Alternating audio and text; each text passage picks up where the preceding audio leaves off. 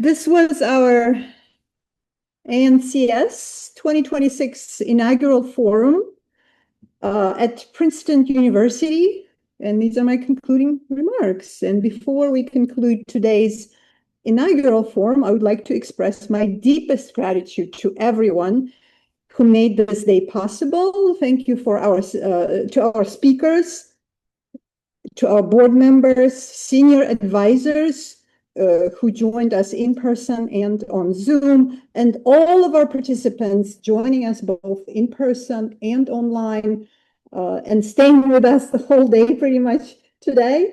I would also like to thank Princeton University and the Department of Near Eastern Studies for hosting us today, as well as everyone who supported this initiative behind the scenes, shared information about this event, invited colleagues and friends on our behalf, and helped spread the word.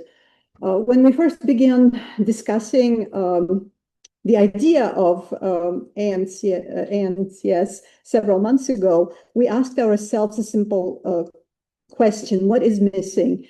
Today, after spending the entire day together, I think we have our answer. What is missing is not scholarship. Excellent scholarship already exists, as you've heard from several of our speakers today. What is has been missing is a home, actually, where so we can come together and discuss this, excellent scholarship, discuss this region beyond, the narratives of conflict or wars, etc. So today, I think we kind of began to build that platform, to build a home, actually. And perhaps what struck me most, and some of you also already mentioned, Professor Walter Richmond mentioned this, that we did not spend the day talking about wars, conflicts, and security threats. Instead, we spoke about carpets, we spoke about food, memory, folklore, diasporas, archives, methodologies. We spoke, about connections. And I think this is significant because for far too long, the North Caucasus has entered international conversations only at moments of crisis, where there are wars, or talk about genocide a lot.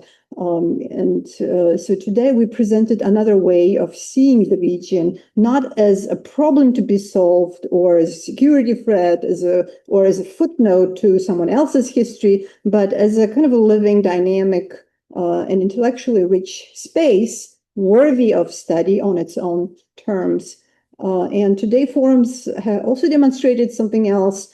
North Caucasus cannot be built by a single discipline, right? Historians, political scientists, linguists, anthropologists, artists, diaspora members, all came together to showcase the region. And throughout the day, we repeatedly crossed boundaries, disciplinary boundaries, geographic boundaries, and even boundaries between academia and public life. And this is, I believe, will become one of the defining characteristics of ANCS.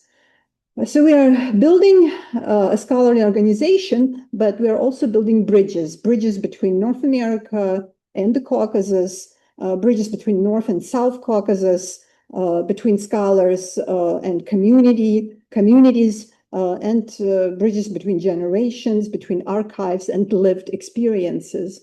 And perhaps most importantly, bridges between knowledge and responsibility. So today, the North Caucasus remains one of the least understood regions of the world, maybe, and meanwhile, many of its people continue to face enormous challenges. Historical memory remains contested. Free discourse is increasingly restricted.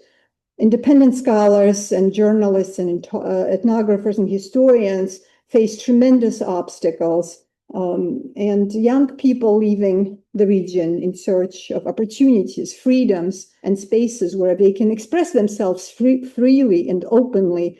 And at the same time, millions of North Caucasians live outside of the ancestral homelands. And many descendants, like we've mentioned today, of 19th century exiles still have limited access to those lands. More recent waves of displacement from the Chechen wars to Russia's full-scale invasion of Ukraine have produced new diasporas and new forms of separation from home. These realities make our work here more urgent, but they do not define us. What defines us is what we choose to build. And so, like, it's, as I said, we talked about this at the board meeting, and we will continue talking about the structure of this organization, our relationship with diaspora communities and activists. So we are not an activist organization. We are not a political organization. We are a scholarly organization committed to, I think what's missing, now, committed to intellectual independence. It's missing in many kind of spaces, especially in the region itself. Intellectual independence, committed to academic rigor and open inquiry, open dialogue. At the same time, we recognize that scholarship has public value, and we believe knowledge can help communities, navigate complexities, and we will try to kind of bring knowledge to the communities. As I've mentioned earlier, I mentioned at the board meeting as well, I do believe that many tensions and many sort of challenges that, people in North Caucasus face in the region and also in diaspora comes from the lack of this kind of scholarly dialogue, debate, and knowledge itself, because a lot of it has been erased or distorted. Yeah, so today we talked about all these various communities and how to define North Caucasus. And this is the kind of dialogue and this is the kind of discussion that is missing, I think, from many spaces, including the region itself. And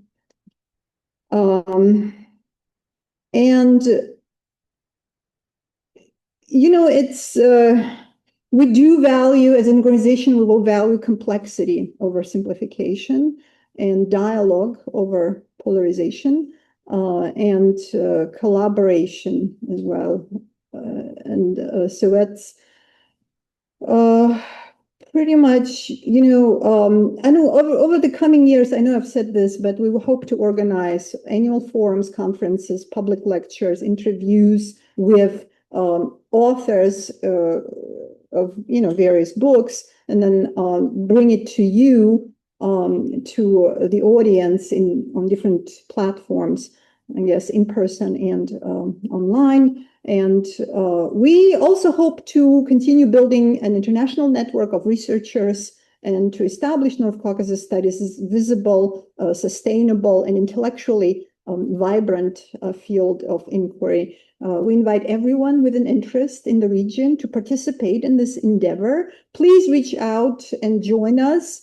We tried to reach out to many people, but we still have many whom we left out, but not on purpose. Please do reach out. We are just beginning. And we will be happy if you participate in our future programming or share your ideas. And you don't need to be an expert. There are no, experts on the North Caucasus to contribute. All you need to have is a curiosity, respect for the people, the land, and cultures, and commitment to this thoughtful, rigorous, and open-minded engagement. My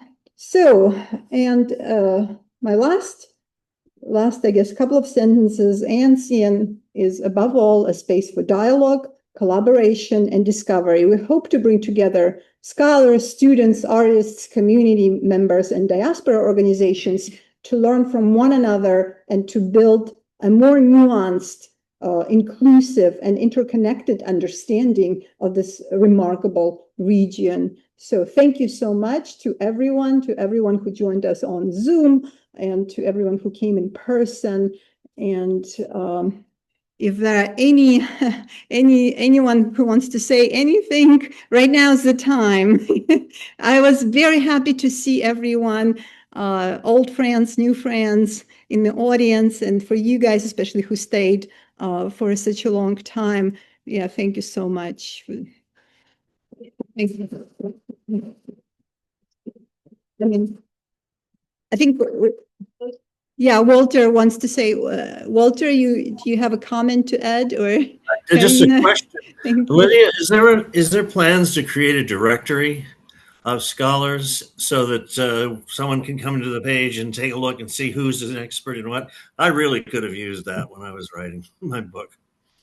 Yeah, actually, that's a great idea. We are working on that right now. The directory, I think, will be there. Yeah, so we are actually building the website and YouTube page, so the information will become more accessible. This is just the beginning, and we will definitely let you know, and there will be a directory. Yes, thank you for that idea. Great, great. Yeah, yeah, any other suggestions or comments? And yeah, if yeah, if not, we would like to close this event for today, and we'll see you next time. Please stay tuned for our events next time.